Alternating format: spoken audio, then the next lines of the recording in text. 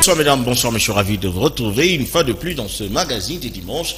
Un réel plaisir de recevoir Yves Badjoko, communicant au sein de l'AMUCA, la plateforme que gère Martin Fayoulou. Avec lui on discute sur quelques points d'actualité finalement qui ont connu la RDC et particulièrement dans la ville de Kinshasa.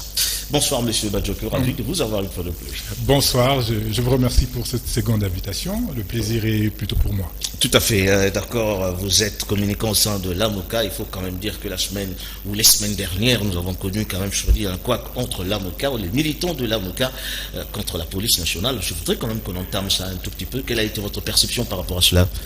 Il faut dire que c'est toujours la même histoire. Nous maintenons toutes nos organisations, nos contestations de manière pacifiste, de manière pacifique, mais il est fort de constater que la police, toujours dans la bavure, toujours dans l'excès, l'usage de balles réelles, la violation de notre siège, ce sont les collatéraux qui ont toujours accompagné nos marches pacifiques. Et c'est dommage, nous avons protesté contre ça. En deux manifestations, nous avons pas moins de 50 personnes qui ont été blessées, dont 5 qui très grièvement. On a saccagé le siège de l'AMUCA, je veux dire, décidé avec le Martin Fayoulou. Effectivement, le saccage du siège, ça devient pour eux une habitude. Chaque fois qu'il y a manifestation, ils s'attaquent, ils violent notre siège et ça, c'est intolérable. Bloc patriotique, finalement, on veut dire, un nouvel élan au sein de l'AMUCA. Qu'est-ce que vous voulez dire par là? Parce que vous faites partie maintenant de ce bloc patriotique. Il faut dire que l'AMUCA existe en tant que structure autonome et continue son combat avec à la tête aujourd'hui le coordonnateur qui est Adolphe Mouzitou. Et le bloc patriotique, certes, ça a été une initiative du président élu Martin Fayoulou qui avait fait appel à tous les compatriotes pour barrer la route à ceux qui nous gèrent aujourd'hui en violation totale de toutes les règles et les lois du pays. Mais l'initiative a été reprise par la société civile, notamment le CALCC et Milapro, et c'est eux qui pilotent toutes les actions dans le cadre du bloc patriotique. Mais nonobstant, vous avez vous-même remarqué que les partis restent autonomes, continuent à mener des actions. Nous, SID, nous avons fait plusieurs campagnes à l'intérieur du pays avec le président élu Martin Fayoulou. Adolphe Mouzitou et son nouvel élan a vu son secrétaire général partir au Kassai et un peu partout ailleurs. Et dans le cadre de l'AMUCA, nous continuons toujours nos actions. Encore des concessions qui n'aboutissent parfois pas, je veux dire. Non, mais c'est comme je dis toujours, lorsque l'arbre grandit, on ne voit pas. Mais notre combat est en train de porter ses fruits petit à petit. Et aujourd'hui, il y a, on va dire, la quasi-totalité de la classe politique qui commence à rejoindre notre position. Parce qu'il faut le faire remarquer, nous n'avons pas évolué par rapport à notre proposition depuis 2019, le plan de sortie des crises, parce que nous avons constaté une crise. Il y en avait certains qui étaient encore hésitants, mais maintenant, il semble que la dynamique s'inverse et que tout le monde essaye de s'aligner sur les propositions que nous faisons. Un rapprochement déjà avec Martin Fayoulou, avec Matata Pogno qui a déjà créé son parti politique. C'est ce que j'ai dit, nous sommes restés sur notre droite ligne. Nous avons dit depuis 2019 qu'il fallait mettre toutes les forces en présence autour d'une table pour effectivement discuter. Nous avions vu Joseph Kabila qui était le porte-étendard du FCC, nous avons vu Félix Tshisekedi avec son union sacrée et Martin Fayoulou qui portait l'étendard de l'AMUCA. Il fallait que tous nous mettions sur une table pour essayer de discuter sur les questions essentielles, sur les réformes importantes à mettre en place pour baliser l'avenir. Donc qu'aujourd'hui Matata Pogno là, il faut dire que c'était une visite. Une alliée de Martin Fayoulou, il faut le dire clairement quand même. C'était une visite de courtoisie. Il n'y a rien dans les cadres d'une alliance ou quelque chose comme ça. En tout cas, pour le moment, c'est ce que je maintiens ce que je dis, c'est que nous sommes restés sur notre droite ligne et nous attendons que l'ensemble de la classe politique puisse s'aligner. Nous n'avons pas la séance infuse, mais le fait est que le temps nous donne plutôt raison sur nos positions que nous avions hier. Voilà, je reçois donc Yves Badjoko, communicant au sein de la plateforme l'AMUCA que coordonne aujourd'hui Adolphe Mouzitou. Fachi, comme on l'appelle à Kinshasa, le président de la République, Félix-Antoine Tshilombo Tshisekedi, était au Sud-Soudan. Il a rencontré son homologue Salva Kiir, avec qui on parlait plus de relations bilatérales entre les deux pays. Moi, je commentaire. La communauté congolaise sud-soudanaise s'est fortement mobilisée cet après-midi du dimanche 8 mai pour accueillir le président de la République, Félix-Antoine Tshisekedi, et la très distinguée première dame de la RDC, Denise Nyakero. Il était 13h50, heure de Djouba, lorsque l'avion transportant les couples présidentiels a atterri sur les tarmacs de l'aéroport international de Djouba, au Sud-Soudan. Accueilli au pied de l'avion par le deuxième vice-président sud-soudanais, James Wani Iga, et toute sa délégation, le couple présidentiel a traversé la haie d'honneur avant de rencontrer la communauté congolaise qui scandait des chansons pour l'ovationner.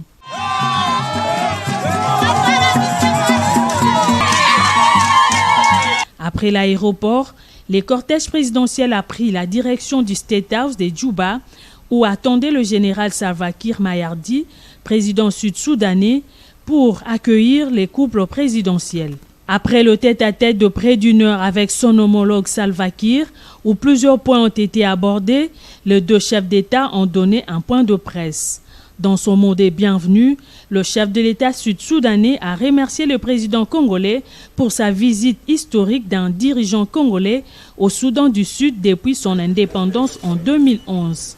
Concernant les relations entre nos deux pays, le président Félix Tshisekedi s'est joint à l'appel du président Salva Kiir à obtenir de la communauté internationale la levée de l'embargo qui frappe ses pays frères afin de combattre les forces négatives qui sèment la désolation dans nos frontières. C'est vraiment dommage que cet embargo soit basé sur des préjugés, car le président Salva Kiir, avec qui je me suis entretenu, est tout à fait, comme moi, conscient du fait que la paix et la sécurité sont des éléments nécessaires pour entamer le développement de nos pays et de notre région. Infrastructures, hydrocarbures et la sécurité alimentaire, ces points ont fait également partie de leurs échanges. Les garants de la nation congolaise a salué l'accueil chaleureux et fraternel du 9e voisin de la RDC qui vient de visiter depuis son accession à la magistrature suprême en janvier 2019. Voilà, tout à l'heure, là, Yves Badjoko, le chef de l'État, était à Djouba pour rencontrer son homologue. Il faut dire quand même que le chef de l'État fait comme si il était un beau coopérant. De temps en temps, il est à l'extérieur pour, faut dire, agrandir un peu l'assiette coopérative de la RDC. Comment est-ce que vous l'avez perçu quand même de votre côté de la MOUCA? J'apprécie le terme que vous avez utilisé, un bon coopérant. C'est peut-être un lapsus, mais il est révélateur. Effectivement, nous avons l'impression d'avoir une diplomatie de coopérant. Moi, je le dis et je le répète, nous avons une diplomatie de faible aujourd'hui. Et nous ne savons pas voir clairement vers quoi est-ce que nous orientons notre diplomatie, vers quoi est-ce que nous orientons nos relations avec nos voisins ou avec le reste du monde. Donc je m'interroge toujours sur la nécessité d'aller chez Salva Kiir pour nouer des partenariats ou des relations. Je ne comprends pas très bien l'intérêt, je ne comprends pas très bien où est-ce que M. Félix Tshisekedi veut emmener notre pays dans ce sens-là. Mais voilà, à force de constater... C'est une ouverture quand même, il faut le dire, ça permet quand même pays de respirer un peu et avoir des bons rapports quand même avec ses voisins. Ben, entre États, il n'y a pas de sentiment, il n'y a que d'intérêt. Quel est l'intérêt que nous allons rechercher? C'est comme des pays frères et amis, il faut le dire. Ben oui, ça c'est... Tu veux dire quand même. Mais non, ça c'est juste une façon de parler. Mais dans les relations entre pays, il n'y a que les intérêts qui priment. Alors nous voudons bien savoir quel est l'intérêt qui conduit M. Félix Tshisekedi. Pensez, selon vous, que le Soudan ne peut rien apporter à la RDC, selon vous? Au jour d'aujourd'hui, le Soudan est un pays en difficulté énorme, que ce soit sur le plan politique que sur le plan économique. Je ne vois pas trop ce qu'il y a cet intérêt du déplacement de la RDC vers le Soudan, c'est que nous recherchons. Je ne vois pas l'intérêt. Ben, c'est comme j'ai dit, nous sommes dans une diplomatie de faible, une diplomatie qui navigue un peu à vue, où on penserait que celui qui assume les fonctions de président de la République est lui-même ministre des Affaires étrangères. Mais voilà, je ne veux pas revenir sur toutes les difficultés que connaissent nos ambassades de par le monde. Et on se pose même la question, pourquoi est-ce qu'il y a un ministre des Affaires étrangères? Parce que M. Félix Tshisekedi semble jouer ce rôle. Le pays ne peut quand même pas vivre en autarcie, parce qu'on a vu à l'époque de l'Ancien Régime, on était un peu récroqués entre nous-mêmes. Est-ce que vous ne pensez pas que ces sources d'ouverture peut quand même apporter, il faut dire, un plus-value quand même dans les coopérations entre États? Je suis d'accord qu'il faut qu'il y ait de la relation entre États, mais pour quels intérêts, pour quel objectif et pour quelle finalité? Parce que bon, je ne sais pas si le décompte est vrai, mais on me dit que Félix Tshisekedi a fait plus d'une centaine de voyages. Pour quel retour, pour quelle retombée? Donc si on analyse déjà, on va dire ces 4 années sur le plan relationnel avec les autres pays, on se pose encore la question sur l'intérêt d'effectuer tous ces voyages. Donc aujourd'hui, nous ne voyons rien, nous n'avons pas de retombées sur le plan économique, sur le plan militaire, nous n'avons rien comme retombée. Donc le problème viendrait plutôt dans la politique étrangère que nous devrons mettre en place, ou la politique étrangère que M. Félix Tshisekedi met en place dans l'intérêt de notre pays. Pour le moment, il n'y a rien. Voilà, on prend un autre élément qui parle quand même d'une réunion entre chefs d'État. Il faut dire, nous sommes là en Côte d'Ivoire où le chef de l'État ainsi que ses hommes parlent de la désertification de l'Afrique. Image de commentaire. Ils sont venus et ils sont tous là, souriants et déterminés à protéger la terre contre les fléaux de la désertification et de la sécheresse.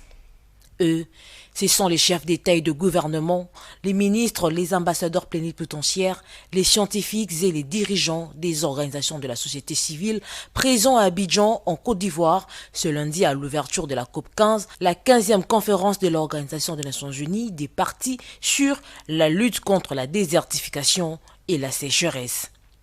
Le président Félix-Antoine Tshisekedi Tshilombo de la République démocratique du Congo a répondu présent à l'invitation de son homologue ivoirien Alassane Ouattara, l'hôte du jour, aux côtés d'autres présidents dont Nana Akufo-Addo du Ghana, Mohamed Bazoum du Niger. Le président de la République a adopté la déclaration d'Abidjan, un engagement politique unanime pour la gestion durable des terres et la restauration de leurs écosystèmes. Je voudrais réitérer mon appel aux pays développés à réduire davantage leurs émissions de gaz à effet de serre et à tenir l'engagement de mobiliser 100 milliards de dollars par an afin d'aider les pays en développement à réussir leur adaptation au changement climatique et leur transition énergétique. Tour à tour, les chefs d'État présents à Abidjan ont pris la parole pour réfléchir sur des mesures urgentes à prendre en vue de reboiser les forêts, de développer de bonnes pratiques agricoles, de prévenir l'érosion des sols, de gérer les ressources en eau, d'améliorer la gestion des pâturages, des forêts et du bétail. Mesdames et messieurs, les questions relatives à la dégradation des terres préoccupent au plus haut point mon pays, la République démocratique du Congo.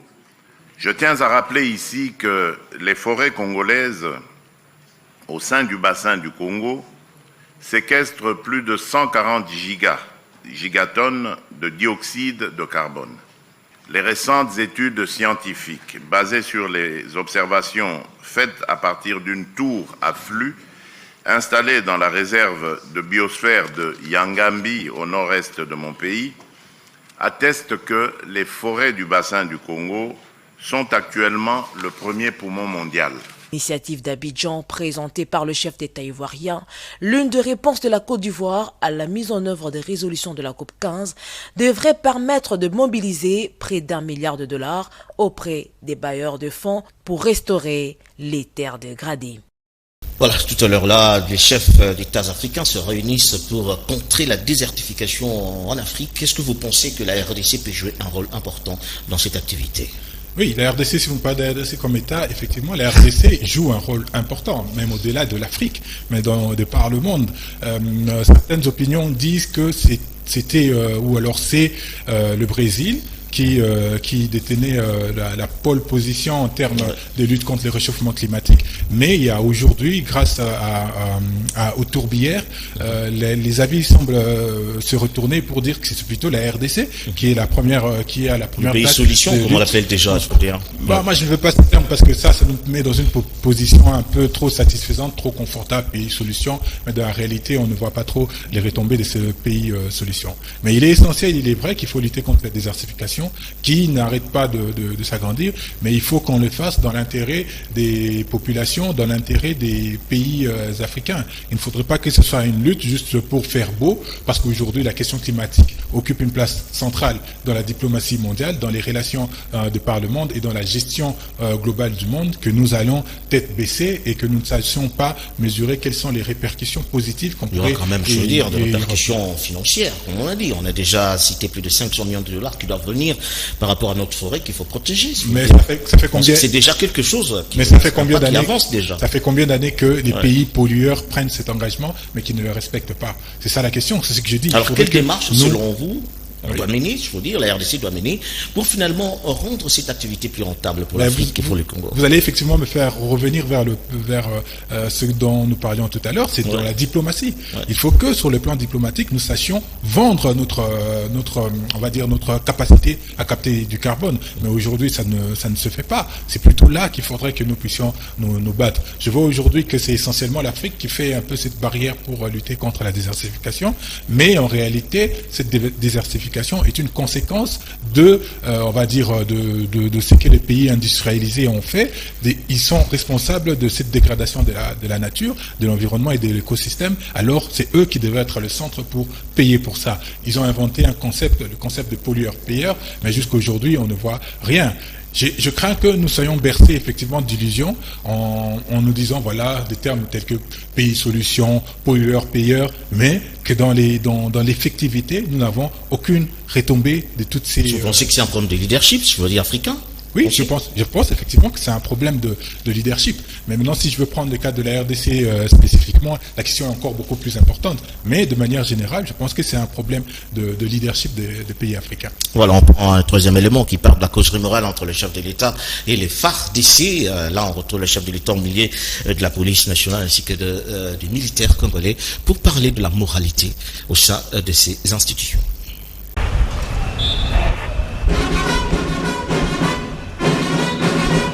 La motivation de la cérémonie de ce jour était bien fournie, autant que les honneurs militaires rendus au commandant suprême de forces armées de la République. Ce séminaire sur l'éthique et la déontologie vient répondre à un besoin pressant de lutter contre la culture d'immoralité qui s'est installée dans l'armée depuis quelques décennies et qui compromet dangereusement l'identité positive et l'intégrité du pays. Former les commandants pour qu'ils deviennent des modèles pour les hommes de troupe, c'est l'objectif que poursuit ce séminaire qui réunit tous les officiers militaires à renseigner le chef d'état-major général de forces armées de la République qui en appelle à une participation active. Le ministre de la Défense nationale et ancien combattant a pour sa part mis l'accent sur le code de déontologie, autrement règlement militaire, vieux de 57 ans et qui nécessite une révisitation. Népotisme, affairisme, clientélisme ou encore favoritisme politique, Gilbert Kabanda a énuméré sans gêne tous les comportements anti-éthiques qui déplument l'armée. Le commandant suprême de forces armées de la République, lui, n'a eu besoin d'aucune figure de style pour transmettre sa pensée à ce séminariste. Il y a eu des informations qui me sont parvenues qui font état de combines entre certains officiers de nos forces armées et certains groupes armés, des combines visant à se mettre ensemble pour combattre les M23. Je ne crois pas que ce soit la manière de faire pour combattre les M23. Je n'accepterai pas que des individus soient en train de sortir de l'éthique pour aller combiner avec des forces négatives afin de combattre d'autres forces négatives.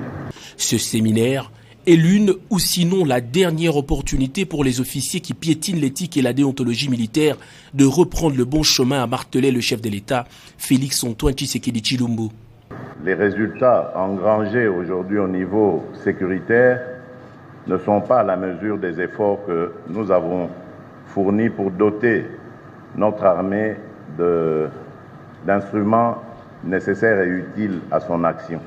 Cela ne va sûrement pas nous décourager. En tout cas, je ne suis pas de cette école-là de gens qui se découragent facilement.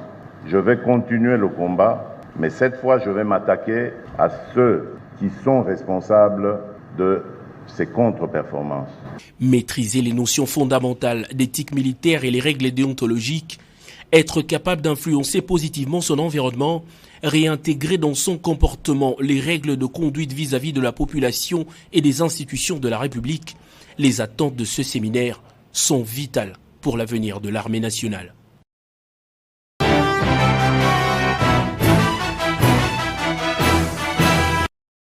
On le présente comme le quartier le plus enclavé et le moins développé de la commune de Ngalema à cause de sa situation géographique.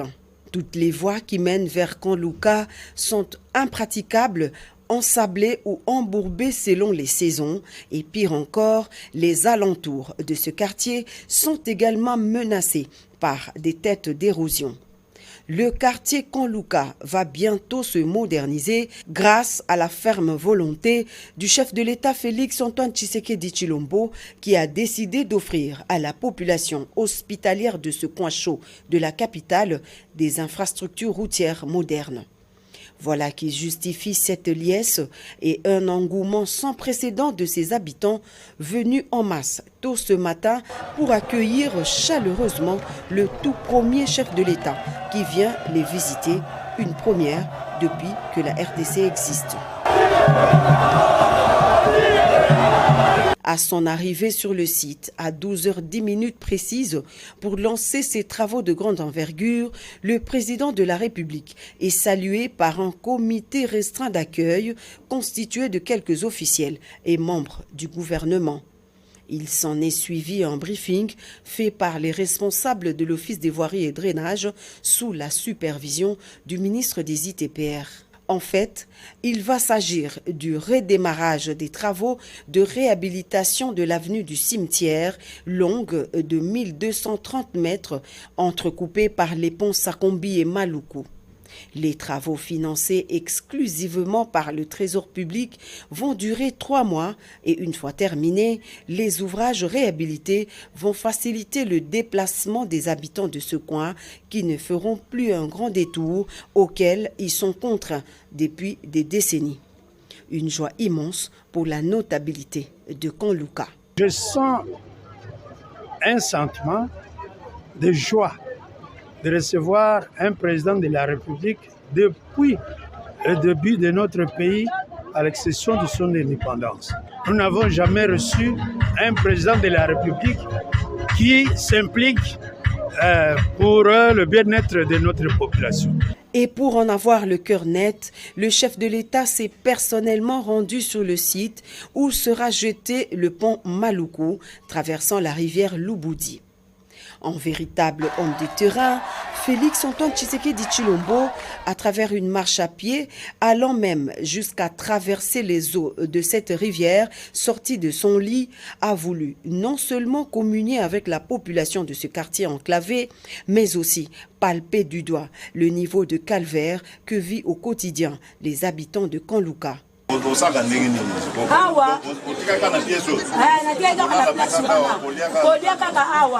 Une fois construit, l'ouvrage sera d'une portée sociale significative car il servira de trait d'union entre 3 communes d'une forte densité démographique, à savoir les communes de Selembao, Ngaliema et Kintambo. La réhabilitation de ces ouvrages s'inscrit dans le cadre du projet de modernisation et développement des infrastructures routières à travers le pays, un vaste programme initié par le président de la République. Le chef de l'État, devant lui, plusieurs militaires, plusieurs policiers, paraît-il qu'il y a immoralité dans l'armée congolaise. Est-ce que vous affirmez cela ? C'est difficile. Il faut d'abord revenir sur le propos de M. Félix Tshisekedi qui disait que la cause de l'instabilité était due en partie à nos hommes de troupes, notamment dans la police et dans l'armée. Mais dire ça, c'est une chose. C'est bien beau de faire un tel constat. Mais je suis ahuri de constater, si vous pouvez me permettre la tautologie, que M. Félix Tshisekedi constate, ça fait 4 ans après sa prise de responsabilité. Il y a certaines langues qui disent que M. Félix Tshisekedi n'était pas préparé. Bon, plutôt l'UDPS n'était pas préparé à prendre le pouvoir. Eh ben, il semble donner raison à cette opinion qui soutient cette thèse, parce que en arrivant en responsabilité, on devrait avoir au minimum une indication sur ce qu'est l'organisation au sein de l'armée, au sein de la police, au sein de la société de manière générale. Mais on se rend compte que c'est 4 ans après que M. Félix Tshisekedi fait. Il n'est pas trop tard de bien faire, quand même, comme on le dit. Mais sauf que là, nous parlons d'un processus où on est sur un mandat de 5 ans, où notre action est limitée dans le temps, où l'action de M. Félix Tshisekedi est limitée dans le temps. C'est bien, aujourd'hui, à 4 ans après, de faire des causeries morales avec la police, avec l'armée, mais qu'est-ce qu'on a fait préalablement? Quelles sont les mesures d'atténuation? Quelles sont la politique en matière de sécurité, en matière de défense? Parce que quand on parle de politique en matière de sécurité et de défense, tout ça est inclus. Quelle est la formation? Comment est-ce qu'on recrute recrute les gens de l'armée? Comment est-ce qu'on les équipe? Comment est-ce qu'on, je veux dire éduquer, mais comment est-ce qu'on les forme? Les formations continues, les formations ponctuelles, tout ça, est-ce que M. Félix Tshisekedi a pu offrir à nos hommes de troupes, à la police et à l'armée, tout cela? La réponse est évidemment est non. Lorsqu'on constate qu'aujourd'hui, dans la police, les policiers sont quasiment obligés de s'acheter leur propre tenue, alors on se demande qu'est-ce que ça sera au niveau de la formation. Donc tout ça présage, comme je l'ai dit tout à l'heure, de la qualité de l'engagement qu'on a vis-à-vis de ces services. Là, il faut encore dire que c'est le chef de l'État actuel qui le fait, qui est la cause de tous ces dommages. Est-ce que vous pensez? Parce que c'est une armée qui l'a trouvé en place. Mais n'empêche, il a voulu arriver en responsabilité. Mais les quelques efforts quand même qu'il a fournis, est-ce que vous ne pensez pas qu'ils sont quand même prometteurs, il faut dire? Moi, je n'ai pas demandé à M. Félix Tshisekedi de vouloir briguer la magistrature suprême. Il a fait ce choix et il devrait assumer toutes les conséquences. Aujourd'hui, ses sympathisants ont toujours prôné que c'était lui le magistrat suprême, le commandant suprême des forces. Si le commandant suprême constate qu'il y avait défaillance dans ses troupes, c'était à lui de prendre les mesures nécessaires pour pouvoir corriger. Mais 4 ans après, c'est-à-dire à la fin de son mandat, puisque l'année qui va venir n'est qu'une année électorale, s'il constate ça aujourd'hui... Il y a eu des aménagements au sein de l'armée quand même. Il faut dire que c'est pas lui le commandant. Ouais, certes, commandant suprême, mais c'est pas lui le chef de l'armée, c'est pas lui le général, je sais pas, mon major. Donc, il a confié quand même certaines missions à certaines autorités qui devaient quand même arranger les choses. Mais ça deviendra très inquiétant. Ça, il n'a pas fait 4 ans quand même après. Ça deviendra très inquiétant si M. Félix Tshisekedi, on parle de ses conseillers qui sont défaillants, on parle de ses ministres, on parle même pas de ses ministres parce qu'ils sont quasiment tous défaillants. Maintenant, si on parle de ses positions qu'il a mis dans l'armée et dans la police, qui sont aujourd'hui à son sens, pas à notre sens, c'est lui qui constate qu'ils soient défaillants, alors on doit se poser les bonnes questions. Comment est-ce qu'il n'arrive à choisir que des personnes défaillantes? Alors ça pose une grande question. On dit, il y a un adage qui dit qu'il n'y a pas de mauvaises troupes, il n'y a que de mauvais chefs. Aujourd'hui, si on constate tout ça, alors on doit remettre en question les responsables et notamment le... Vous aimez bien finalement jeter la balle au camp du chef de l'État. Voilà, on parle maintenant des élections des gouverneurs et particulièrement à Kinshasa avec le vice-gouverneur Gérard Mulumba qui a remplacé Nyerombongo. Images et commentaires. Et la personne est connue dans toute la ville de Kinshasa et dans le reste de la République. Tout le monde sait que non seulement que c'est un monsieur qui aime, parce que c'est ça le premier problème du Congo, il faut aimer le pays, qui aime son pays, qui aime la population. La deuxième chose, c'est un monsieur qui est très actif, c'est un homme de terrain. Et c'est la personne qu'il fallait à la place qu'il faut. Donc c'est vice-gouverneur, comme je l'ai dit, c'est un chargé des missions en fait. Il exécute les missions en fonction de la vision ou du programme du gouverneur. Et lui, c'est un homme de terrain. Donc, c'est la personne qu'il fallait vraiment à cette place-là. Donc, il a ces qualités-là. Il aime le Congo, il aime les Congolais, il aime la RDC et il est un homme de terrain. Et en plus de ça, il est un monsieur qui comprend la ville de Kinshasa. Il connaît les Kinshasa. Rappelons que c'est les députés provinciaux de la République, non seulement de la province de Kinshasa, mais le mieux élu de toute la République. Donc, il est très bien élu parce qu'il connaît les Congolais et les Congolais les connaissent. Donc je pense qu'il connaît les 4 coins, il connaît le problème des Congolais, il connaît qu'il y a un problème d'insécurité, il connaît le problème des routes et ceux qui habitent Kingabwa, qui est sa circonscription limitée en général, sa circonscription électorale, ils savent combien chaque jour, avec ses propres moyens, il descend ici pour fixer ça, pour arranger ça et pour faire ça. Les gens sont différents. Ceux qui étaient passés avant lui, ou c'est lui qui était là avant lui, je ne connais pas ses compétences. Je ne l'ai jamais connu à part le fait que c'était un monsieur qu'on connaissait. Moi, je parle de la personne que je connais. Donc, je pense que lui fera la différence. Et c'est là, en ayant 3 mois. Dans 3 mois après son investiture, revenez vers moi pour une interview et je vous dirai ce qu'il a réalisé. Finalement, il y a eu élection de certains gouverneurs quand même dans nos provinces. Est-ce que vous avez quelle analyse finalement par rapport à cette activité? Je l'ai dit une fois, je pense que c'était sur le plateau d'un de vos confrères. Je me demande à quoi ça sert toutes ces élections. Comment est-ce qu'on peut mettre en place des élections, mettre en place de nouveaux gouverneurs à 6 mois du terme de son mandat? Moi, je dis 6 mois parce que l'année qui va suivre n'est qu'une année essentiellement électorale. Alors, quand est-ce que ces gouverneurs qui entrent en responsabilité auront le temps matériel de mettre en place des programmes, de développer des projets concrets au bénéfice de la population? Tout ça, c'est encore de la mascarade et on veut satisfaire, on veut contenter. Finalement, tout est sombre finalement de votre côté. Vous voyez, tout en sombre. Sombre, le mot bizarre quand même. Le mot est faible. Sombre, le mot est faible. Rien n'est pas. Mais c'est pire que ça. J'ai toujours répété. Quel mot vous allez employer par rapport à ça? J'ai toujours répété aujourd'hui que l'État congolais a de sérieux problèmes. Depuis M. Joseph Kabila, l'État congolais est en déliquescence. Mais avec le régime Fachi qui est arrivé, nous n'avons plus d'État. Le Congo n'existe plus en tant qu'État. Maintenant, le Congo n'existe plus en tant qu'État. Le Congo n'existe plus en tant qu'État. Vous ne dites même pas que l'État est défaillant, mais non, je ne dis pas que l'État est défaillant. Le Congo n'existe plus en tant qu'État, parce qu'un État, c'est un ensemble d'individus qui conviennent des règles qui doivent être appliquées à tous. Mais lorsqu'on regarde cet aspect des choses, nous constatons que aujourd'hui, les règles sont appliquées de manière sélective et ne s'appliquent pas de manière équitable à tous. Donc, en tant qu'État, nous avons déjà un problème. Nous n'existons plus en tant qu'État. Et il faut qu'on fasse un effort à pouvoir continuer d'exister en tant que nation et en tant que peuple. Et même ça, le régime Félix Tshisekedi est en train de s'attaquer à ça. Je vous donne un exemple. Lorsque l'inspecteur général de finances, M. Alinguete, pour ne pas le citer, se rend aux États-Unis et qui dit qu'il n'y a pas la guerre en RDC, et qui dit que les institutions sont en place, il n'y a pas de problème, et que lui, il suit la guerre à partir de la télé, et que la guerre s'est trouvée à 2000 km. Il n'avait quand même pas dit qu'il n'y avait pas de guerre en RDC, mais il y avait quand même je veux dire, de postes de tension. Mais c'est des postes de tension. Il a dit qu'il n'y avait pas de guerre quand même. Vous avez vu à Djougou, nous avons perdu plus de 100 de nos compatriotes en moins d'une semaine. Est-ce que ça, ce n'est pas un état de guerre? C'est là où je dis qu'il faut qu'on fasse très attention. Nous n'existons plus en tant qu'État, mais il faut faire très attention que nous disparaissions en tant que nation et en tant que peuple. Si la population de toute la partie Est perçoit ces discours de la part de nous qui sommes à Kinshasa, ils se diront, mais à quoi ça sert de rester lié à ces gens? Vaut mieux partir vers la balkanisation. Et c'est un élément extrêmement grave. Quand même excusé, il faut dire que peut-être c'était un lapsus linguae. On parlait de gouverneurs parce qu'on cite certains gouverneurs élus qui ont corrompu finalement l'Assemblée provinciale ou plusieurs assemblées provinciales. Mais je serais étonné que ceci vous étonne. Ce qu'on retiendra du régime Fachi, ce sont ces éléments. La corruption et les détournements, non pas les détournements de fonds, mais le vol de deniers publics, c'est ce qu'on retiendra essentiellement. Parce que, voilà, toutes les langues c'est de lit. Monsieur Félix Tshisekedi, au lendemain de l'élection des sénateurs, qu'est-ce qu'il n'a pas fait? Il a bloqué l'installation des sénateurs. Pourquoi? Parce qu'il y avait des suspicions de corruption. Ce n'est pas nous. C'est M. Félix Tshisekedi qui l'a fait. Vous avez vu avec le basculement de la majorité au sein de l'Assemblée nationale, qu'est-ce qui n'a pas été raconté? Il y a eu des problèmes, des questions de corruption qui a été soulevées par les députés eux-mêmes.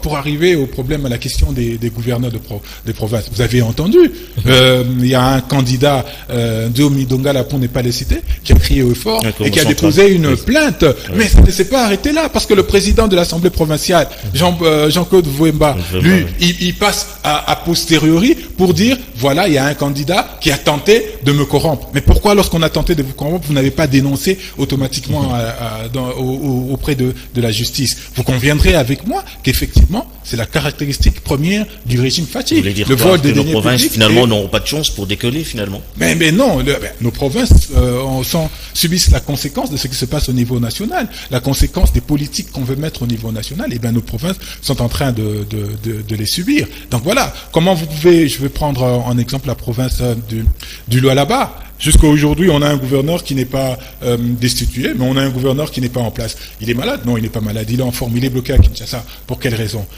Le régime a participé à la désarticulation de toutes les provinces, a participé à la désarticulation des assemblées provinciales et des gouvernorats au niveau des provinces. Aujourd'hui, on ne peut s'attendre à rien. Je vous donne un autre exemple. À Kinshasa, quel était le ticket qui avait été porté pour élire Ngobila et M. Néron Mbongo? Est-ce que c'est le même ticket qui a été reconduit ici aux élections avec Jikoko Mulumba qui est de l'UDPS? Non. Kinshasa a un vice-gouverneur aujourd'hui. Il a un vice-gouverneur, mais qui n'est pas légitime. Parce que, normalement, comment ça, pas légitime, mais ce n'était pas dévolu à l'UDPS, parce qu'il y a un ticket qui doit être qui a été mis en place à l'origine, et le parti ayant fourni le vice-gouverneur devrait être celui qui fournit le candidat pour cette élection. Mais on a vu qu'on a changé tout ça, et que c'est l'UDPS qui a fourni un nouveau candidat, M. Jikoko Mulumba. Encore que M. Jikoko Mulumba... Très actif. Très actif. Très réaliste dans ses très réaliste, positions. Oui, mais vous savez, on accuse beaucoup de gens, Matata par-ci, des autres par-là, mais si on analyse le passé de M. Jikoko Mulumba, il est peu glorieux. Hein. Moi, ce que je garde en mémoire même de lui aussi, vous le décriez, je veux dire. Mais bien sûr, et puis Voilà, donc on n'a rien à attendre de... Finalement, il n'y a pas de saint dans ce régime, selon vous. Effectivement, tous ceux qui ont déjà eu la chance ou la malchance de participer à la gestion du pays ont de grosses difficultés parce qu'ils ont trempé dans cette question. Aujourd'hui, il faut que la justice fasse un travail important, un travail Mais énorme. vous avez Adolphe Mouzitou qui a également travaillé. Mais et vous les louez par rapport à quoi? Non, moi je n'ai jamais loué par rapport à peut-être à son travail. C'est long ce Mais que vous venez de dire, que tous ceux qui ont travaillé déjà, ils ont c'est chance, tous ceux qui ont... y compris Adolphe Mouzitou, Ben, y j'ai dit compris tout. même votre chef de file. Non, le président élu Martin Fayoul n'a jamais eu l'effectivité ou être dans l'exécutif. Il n'a jamais été dans l'exécutif. Il faut se mettre dans l'exécutif. Ce que je dis, c'est qu'effectivement, tout le monde qui est passé par l'exécutif traîne avec lui de casseroles et il faut que la justice fasse son travail. Comme Martin Fayoul l'avait rappelé, sur toutes les affaires ténébreuse. Il avait cité notamment Bukanga Alonso. On ne s'en cache pas, on le dit, on le maintient. Il faut que la justice agisse. Maintenant, moi, je suis très intéressé par transposer une question que porte Denis Mukwege. C'est sur la justice transitionnelle. Dans ma compréhension, et je me battrai demain au sein de mon parti et au sein de l'AMUCA, que nous puissions mettre en place cette justice transitionnelle pour toute la gestion de la République, c'est-à-dire non pas seulement pour tout ce qui s'est passé à l'est du pays, mais pour ce qui s'est passé même dans la gestion au niveau central du pays. Qu'est-ce qu'on entend par la justice transitionnelle ? Moi, je le paraphrase dans ce sens, qu'aujourd'hui, si vous avez baigné dans des choses illégales, de corruption, tout ça, il faudrait, dans un tribunal, dans un environnement bien établi, venir, avoir la possibilité de venir pour dire, voilà, moi j'ai volé 5 millions hier, mais il me reste 3 millions. Je vous donne 3 millions aujourd'hui, je rembourse un peu ma dette, et ma sentence peut être en fonction de ma bonne volonté, en fonction de ce pas que j'ai fait. Parce qu'effectivement, c'est un peu ça dans le cadre de la justice transitionnelle. Ça a été fait au Rwanda, et ça a quand même essayé... C'est votre proposition, avec le tribunal pénal international pour le Rwanda, ça a été un peu fait dans ce sens. Et si je paraphrase, je ne vais pas vraiment aller dans les détails spécifiques, mais c'est ma proposition, parce que sinon, comme vous l'avez souligné à juste titre, si la justice doit faire son travail de manière extrêmement stricte, et ben, tous qui ont géré hier iront derrière les barres. Voilà, on prend encore un autre élément avant de finir. On parle quand même de Paul Ponda Fernandes, qui est parmi les grands panafricanistes. On l'a commémoré par un historien qui en parle. C'est exactement à l'âge de 41 ans que décédé Paul Ponda Fernandes, reconnu comme un des principaux chantres du panafricanisme et un fervent défenseur de la culture congolaise à travers le monde. Oui, la mort dans l'âme, quand on parle du panafricanisme, on parle de Kwame Nkrumah. Mais non, ça c'est vraiment prendre l'histoire à mi-chemin. Le père du panafricanisme était Paul Ponda Fernandes, s'il faut parler des Africains. Parce que c'est lui qui avait participé aux premières et deuxième conférences qui a été organisée à Londres et à Paris en 1921. Il était le secrétaire de cette conférence-là, à côté de Webb Bivois, Blaise Diagne, Otélé et tous ces élites noires qui ont créé le panafricanisme. Patrice Emery Lumumba avait dit que l'histoire de l'Afrique sera écrite par les Africains. Et en Afrique, il est temps que nous puissions rendre hommage à Paul Ponda Fernandes. L'historien Thomson Bikebi et la famille biologique de Paul Ponda Fernandes plaident mordicus pour la réhabilitation de ses grands noms et la réécriture de son histoire, souvent falsifiée. L'Union congolaise, c'est Ponda qui avait fait ça en prélude de sa rentrée au Congo. Il n'était pas parti politique, culturel. C'est un mouvement culturel. Culturel pour l'émancipation. Il insistait, il disait même à Simon Gimbangu dans ses échanges épistolaires, mon frère, ce que vous faites est bien, pensez à l'éducation du Congolais, l'indigène congolais, c'est ça qu'il vous faut. Dans ce pays, vous avez des hommes pareils, mais on doit l'étudier dans toutes les universités du Congo. Vous voyez, donc c'est quand même un exemple. Mais à l'extérieur, Ponda est honoré par les universités. Augmentation des prix des premières nécessités, des produits de première nécessité dans différents marchés. Casse-tête pour les ménages. Image de commentaire. Nous sommes au marché central. Aujourd'hui, force est de constater que la situation n'a pas changé malgré la suspension de la taxe sur la valeur ajoutée sur certains produits de première nécessité. Les vendeurs du marché central sont indignés de constater la flambée des prix des marchandises. Un carton de poulet, autrefois vendu à 40 000 francs, aujourd'hui le carton coûte 56 000 francs congolais. Un sac de semoule vendu à 30 000 francs Mais aujourd'hui, le prix a augmenté de 50 000 francs congolais. Ce qui est étonnant, les prix augmentent du jour au jour et pourtant, le dollar est resté intact. 10 dollars équivaut à 20 000 francs congolais. Les vendeurs du marché central expliquent.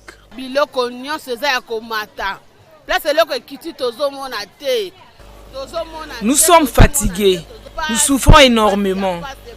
Le prix ne fait qu'augmenter le jour au jour. Des légumes vendus à 500 francs, aujourd'hui 2000 francs congolais. Comment allons-nous faire pour nourrir nos enfants? Que les autorités trouvent une solution pour nous. La population souffre.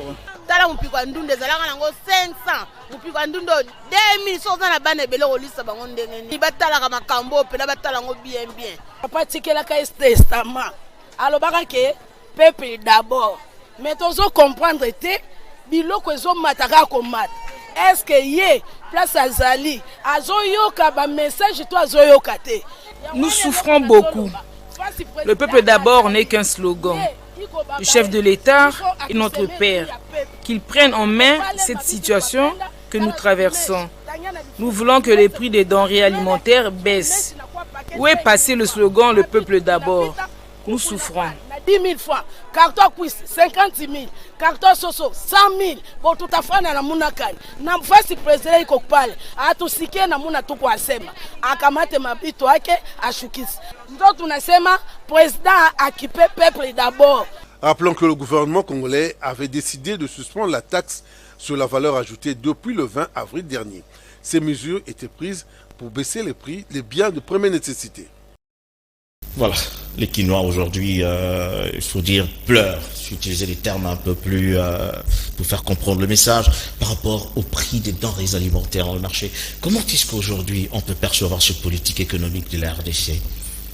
Moi, je suis curieux que je reçoive cette question parce que hier, on nous disait que la DGI avait fait des records dans ses assignations atteignant 1,6 milliard de dollars. Quand je discute en aparté avec des amis ou avec des autres, les autres politiques, moi, je me dis que tout ça, effectivement, ce n'est que du maquillage. Dans ma compréhension, c'est du maquillage. Pourquoi je dis que c'est du maquillage? Mais avant d'arriver dans la description, je voudrais rappeler qu'aujourd'hui, le ministre qui a été déchu par l'Assemblée nationale est toujours en fonction. Plus de 1000 heures après sa destitution, alors que les lois disent 48 heures, il devrait déposer sa démission, mais il est toujours en fonction. Et monsieur Félix Tshisekedi, le patron de l'exécutif, n'en fait rien. Samalou Kondé, d'ailleurs, on n'en parle même pas, parce que, lui... On parle de la guerre, finalement, à l'Ukraine, tout ça, qui crée, finalement, cette flambée des prix sur le marché. Ça, c'est facile.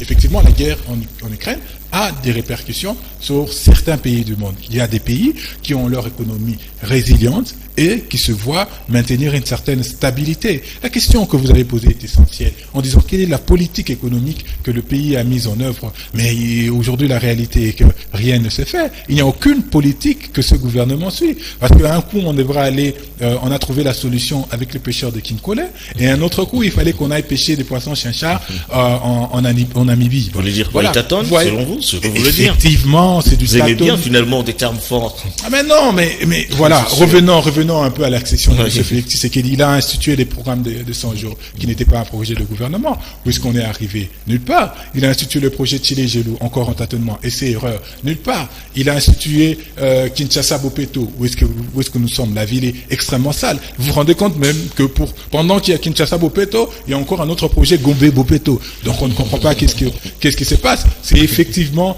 des choses, essais et erreurs que M. Félix Tshisekedi est en train de mettre en place, que le gouvernement essaye d'exécuter et qui ne donne aucun résultat. Voilà, maintenant on a inventé le projet de 145 territoires pour faire plaisir à des gens, alors que, je le rappelle, que nos territoires sont des entités territoriales décentralisées qui peuvent gérer de manière autonome leur développement, mais aujourd'hui on leur impose ça, et non pas le gouvernement. Mais c'est encore M. Félix Tshisekedi qui impose ce projet et qui a chargé Jean-Claude Van Damme d'aller chercher des fonds pour ça. Voilà. On marche sur le main dans cette pays. Très bien, je rappelle que nous avons reçu Yves Badjoko, communicant au sein de la MUCA. Merci à vous de nous avoir suivis. Le prochain rendez-vous, c'est le dimanche prochain. D'ici là, portez-vous bien. Bonsoir.